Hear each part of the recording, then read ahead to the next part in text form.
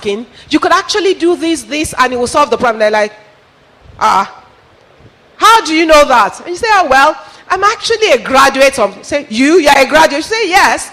I mean, I just couldn't find a job. I don't have the right connection or family, and I just took this job to start. And the guy says, are you serious? Who becomes your advocate?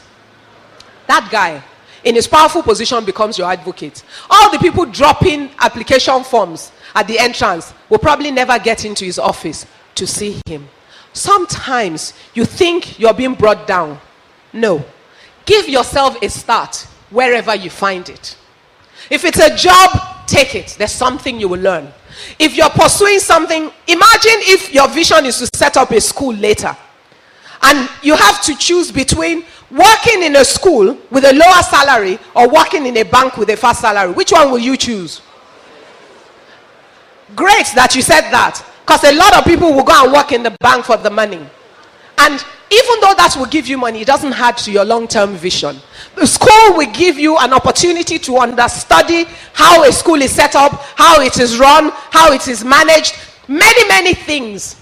And when you have built up what you're doing, you can start using that salary to buy the little things you need for the school first. There's a young girl.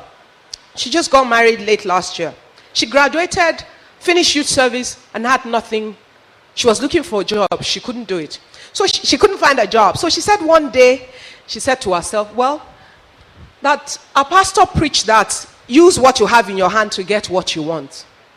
So they live in Mushi, Papajao area. She said she had 1,500 naira. And she decided to make a flyer. So she made a flyer, a few flyers, and distributed around their neighborhood. And said, school.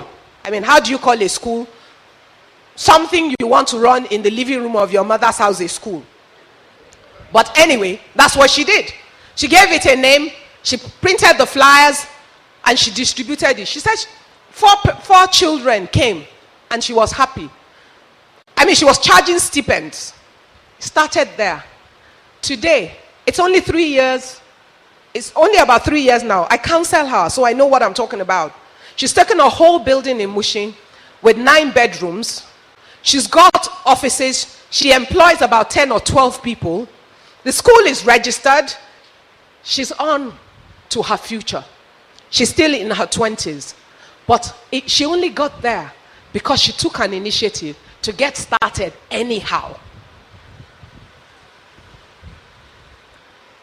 Don't walk with your eyes closed. This country is filled with the most unimaginable number of opportunities. But if your mind is closed, you will not see it. Every time I fly on the plane, and I do quite a bit of traveling, half the plane is filled with expatriates. Do you think they're coming to eat eba? Or they're just coming to visit Nigeria? Tourism is not part of our expanded assets right now. They're coming because there are a lot of opportunities in this country.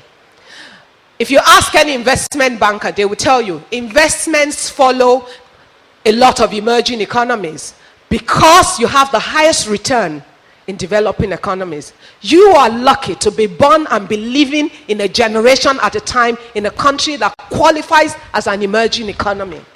The opportunities are here, the returns are high. There are many things that have not been done, even if they have been done somewhere else. The question is, have they been done here? And is it useful to our people? The young men who own InterSwitch, they only came about it because every time they go abroad and they're using a credit card, they're wondering why in Nigeria we need a bag to carry our money.